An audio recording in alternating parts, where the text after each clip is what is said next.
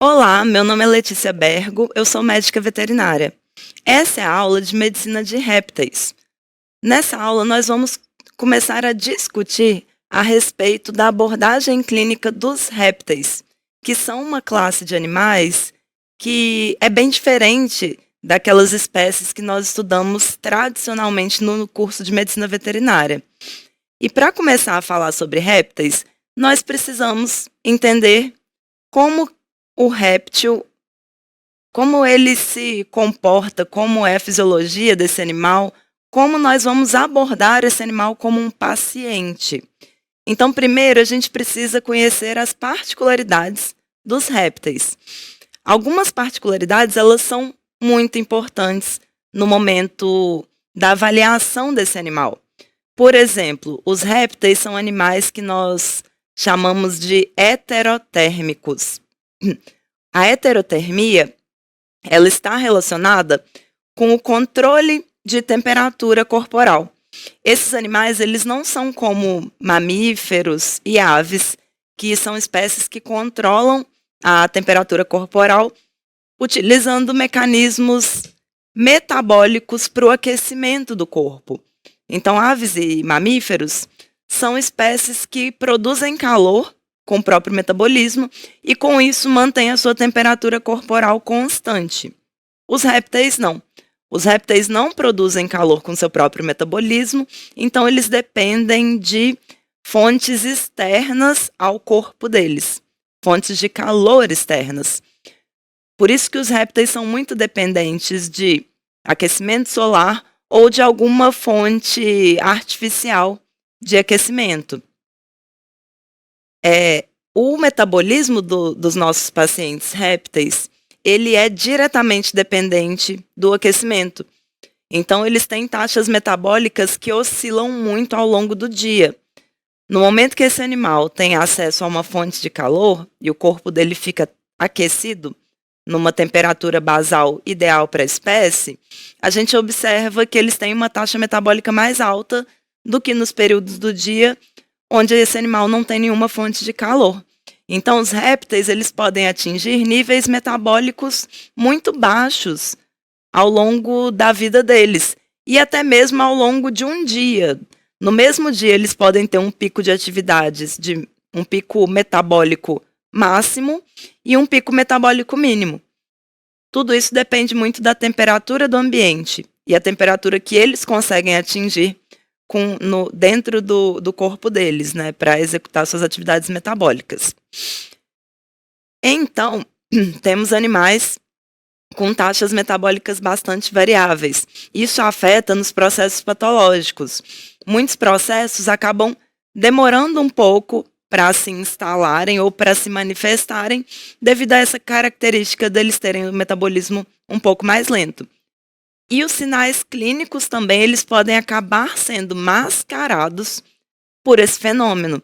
Porque se o animal ele fica inativo em uma boa parte do dia, ou pouco ativo, não dá para avaliar o grau de atividade dele como um determinante de saúde. É necessário que a pessoa que mantém esse animal em casa conheça muito bem o ciclo circadiano deste indivíduo. Além da questão do metabolismo, nós temos outras particularidades. E uma que é muito importante é a característica da pele desses animais. Esses animais, eles têm a pele coberta por escamas. E essas escamas, elas são um material de queratina muito rígido.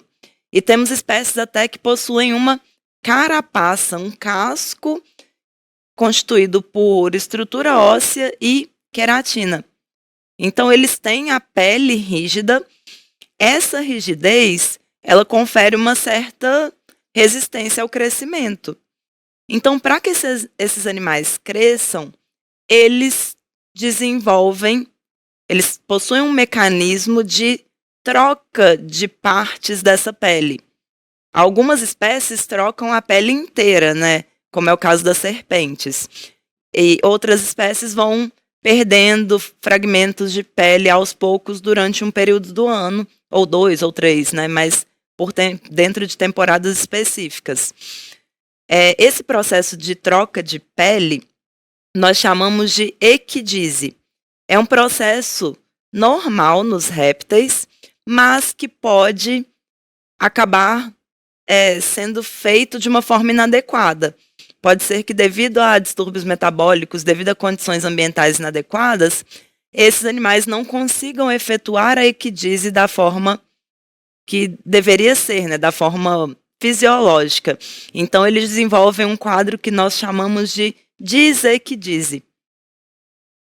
E esse quadro ele é muito comum. A gente precisa sempre observar muito bem as características do tegumento desses animais, para que nós possamos avaliar realmente se eles estão sofrendo de disequidise ou se a equidise deles está acontecendo de uma forma normal.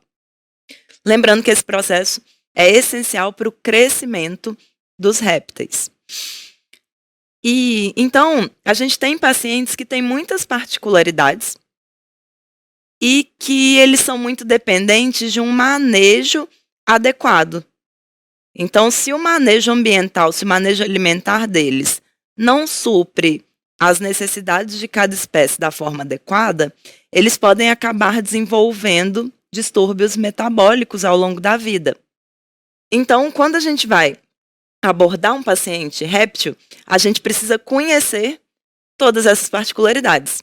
E no momento da marcação da consulta, é muito importante que a gente já descubra a qual espécie esse réptil pertence, porque nós temos uma gama muito ampla de répteis, né? Nós temos répteis que são lagartos, répteis que são testudines, que são as tartarugas, os cágados, os jabutis, e temos répteis que são serpentes. E dentro desses três grandes grupos, ainda temos inúmeras espécies. Então, são animais que possuem as particularidades gerais dos répteis, mas ainda assim possuem particularidades dentro da espécie. Então, é muito importante,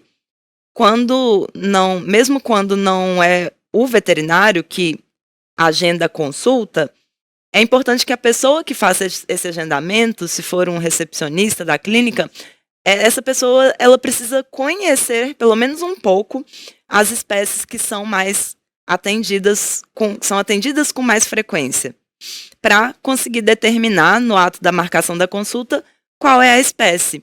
E é importante também que já determine o problema desse animal, ou a queixa principal do proprietário por esse animal. Porque é muito complicado a gente receber um paciente sabendo somente que ele é uma cobra e que ele está doente, né? Dentro das serpentes, nós temos inúmeras espécies com hábitos alimentares também variados, com exigências de ambiente variáveis. E caso esse animal seja de uma espécie não muito comum na clínica, a gente precisa buscar informações a respeito das particularidades dessa espécie antes de recebermos o cliente. Porque é esperado que nós, veterinários, tenhamos um conhecimento maior do que os clientes da espécie que a gente está trabalhando. Então, é muito importante no ato da marcação da consulta. Primeira coisa, identificar a espécie e identificar qual que é a queixa principal do proprietário a respeito da saúde desse animal. Uma outra instrução importante é que o proprietário já tente coletar uma pequena amostra de fezes frescas desse animal no dia da consulta, que ele leve essas fezes sem os uratos, né, que são um componente que muitos répteis acabam eliminando junto com as fezes, para que nós já façamos o encaminhamento desse material para exame, porque nem sempre esse animal vai defecar no momento da consulta. Lembrando que eles têm metabolismo lento. E caso seja um réptil que vive na água, um réptil semiaquático, como é o caso dos cágados, né, aquelas tartaruguinhas de água doce, é interessante que a gente peça para que o responsável pelo animal traga uma amostra da água onde o animal vive também, para que nós possamos fazer pelo menos uma análise da qualidade da água, da quantidade de amônia, pH, porque isso já pode dar alguma ideia de alterações que esse animal venha a ter. É importante também que a pessoa que faça o agendamento das consultas solicite fotografias de qualidade do ambiente onde esse animal vive ou onde ele passa a maior parte do tempo. Porque só dessa forma nós podemos ter uma real ideia de como é esse ambiente, se ele realmente é completamente adequado, a gente vai conseguir visualizar o tipo de substrato, se esse ambiente realmente está higienizado da forma adequada, se tem controle de temperatura, porque são coisas que a gente pergunta no momento da coleta do histórico, mas que visualizando o ambiente fica mais fácil de entender como é o manejo do animal. Então, essas fotografias, elas são de extrema relevância. Também é importante solicitar que o dono do animal leve esse animal em um utensílio, em uma gaiola, em algum recipiente que seja adequado para transportar essa espécie e que proteja esse animal de predação, que também evite possíveis fugas, para que essas pessoas elas não levem esses animais à clínica enrolados no pescoço, ou no ombro, ou dentro da camisa, dentro do bolso, porque isso dificulta muito no momento da triagem do animal, isso dificulta no momento da avaliação do animal à distância e pode acabar predispondo o animal a alguns riscos, considerando que na clínica nós podemos ter espécies diferentes num mesmo ambiente, na recepção, antes desses animais serem atendidos. Então, as pessoas elas precisam levar esses animais em algum tipo de transporte que seja adequado para a espécie. Para que nós consigamos chegar a um diagnóstico de qualidade, a gente precisa seguir vários passos antes de chegar nesse objetivo final. Então, a gente pode considerar que o diagnóstico ele é uma pirâmide. Uma pirâmide onde o diagnóstico final mesmo, ele está lá no topo da pirâmide, né? Ele é um ponto pequeno de todo um processo muito mais amplo e mais complexo. Sendo que a base dessa pirâmide, a parte da abordagem clínica que deve ser mais ampla e mais sólida, é a coleta do histórico do animal. E antes de tudo, não é apenas o histórico clínico. O histórico mais importante, principalmente no caso dos répteis, é o histórico da vida do paciente. Então, sem um histórico adequado, nós vamos chegar num diagnóstico que pode ser falho. O histórico da vida do paciente é a base, ele que sustenta toda a nossa abordagem. Então, é muito interessante, é muito importante que eu tenha informações a respeito da origem desse paciente, de onde ele veio, quanto tempo ele viveu nesse local de onde ele se originou, onde ele nasceu. É importante saber há quanto tempo ele vive com a pessoa que é responsável por ele hoje, quais são as condições ambientais nas quais esse animal vive. Eu tenho uma série de informações que são muito relevantes para que eu consiga avaliar realmente qual que é a condição geral desse paciente. E depois de eu conhecer bem o histórico da vida dele, eu preciso conhecer o histórico clínico, né? Seguido do histórico clínico, eu vou fazer uma avaliação à distância desse paciente. A avaliação à distância, a partir dela, eu faço o exame físico e a partir da união de todas essas informações, eu determino quais exames complementares eu preciso, porque em répteis os exames complementares eles também são muito importantes, pois o exame físico nem sempre me dá um resultado muito bom a respeito da condição de saúde desse animal, porque os répteis eles mascaram muitos sinais clínicos de doenças, muitas doenças não se manifestam das formas tradicionais, né, que a gente vê em livros. Então, os exames complementares me ajudam muito no momento de chegar a um diagnóstico. Médico veterinário, está precisando acessar mais aulas como essa? Acesse agora a plataforma VET Profissional e se surpreenda!